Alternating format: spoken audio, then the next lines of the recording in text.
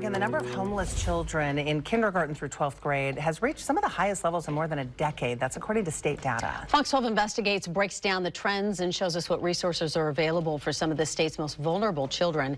Investigative reporter Adrian Thomas joins us now. Good morning, Adrian. Kim, Shauna, good morning. The rise in cost of living, COVID-19, pandemic aid ending, and a lack of resources have all contributed to a rise in family and youth homelessness. In turn, more K-12 students experiencing homelessness are in Oregon schools. To learn more about this issue and possible solutions, we spoke to one organization helping hundreds of vulnerable youth each year and one student passionate about helping his peers.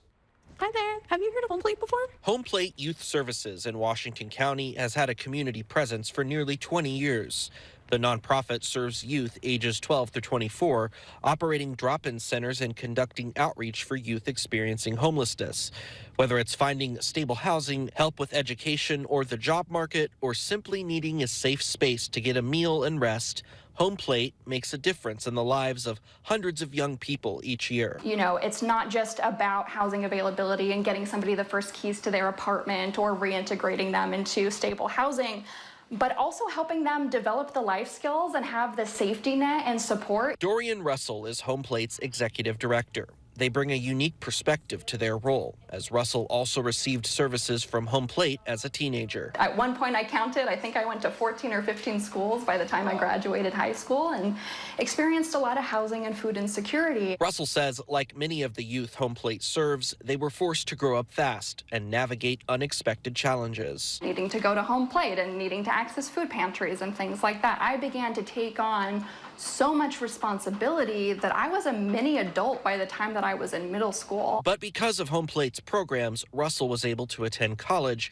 and gain experience, which led them to their current role. Russell says that the number of youth Home Plate helps on a yearly basis has more than doubled over the past few years. So many different aspects of a person's life, their economic participation, their health and well-being, what their education experience is like. So many different factors contribute to somebody's outcome over the course of their life.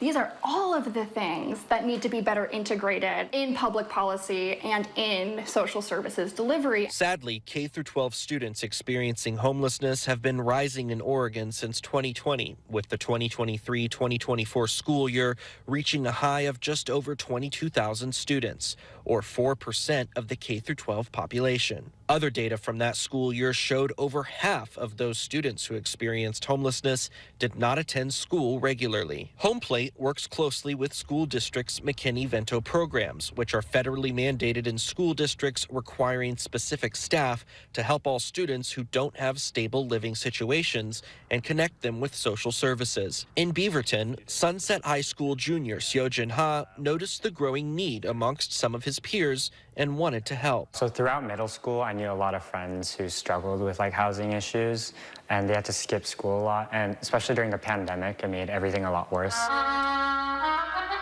Last year, Ha helped organize a fundraising concert at Mountainside High School to raise funds for Beaverton's McKinney-Vento program. We spoke to him prior to this year's concert. Ha, who plays instruments in the Portland Youth Philharmonic, wanted to bring together young musicians like himself to raise awareness. The Melodies of McKinney-Vento concert aims to inspire other students to find ways to give back to their McKinney-Vento programs.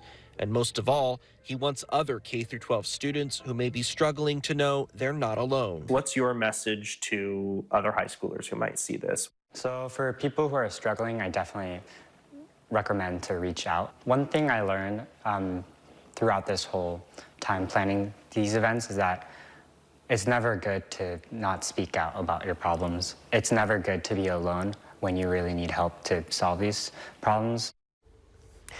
Now, all school districts typically have information on their McKinney-Vento programs on their websites. We'll post links to some of those programs in our area, along with this story on the Fox 12 app. I had not heard of the McKinney-Vento program. So Is it widespread across Oregon, and how long have they been helping students? Yeah, it's actually widespread across the country. The McKinney-Vento Act was a pretty broad piece of federal legislation in the late 80s, really investing in homeless services, requiring different federal requirements, specifically, when it comes to students and children.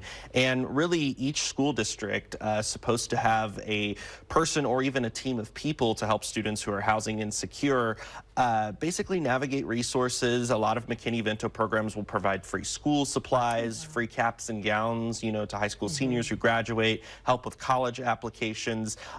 It's really been something that's been going on for multiple decades, and those employees in those school districts who are really taking the time to help those kids, day in, day out, are really the silent heroes What in a this story. resource. Well, and also thanks for introducing us to that young man. Let's sell out his concerts. No kidding. Right? In the future, Absolutely. because what a great mission he's on. And I think his story too, it really showed that the school districts are open to any type of help from members of the community or just other students who want to help their peers. Love that. All right, thank you, Adrian.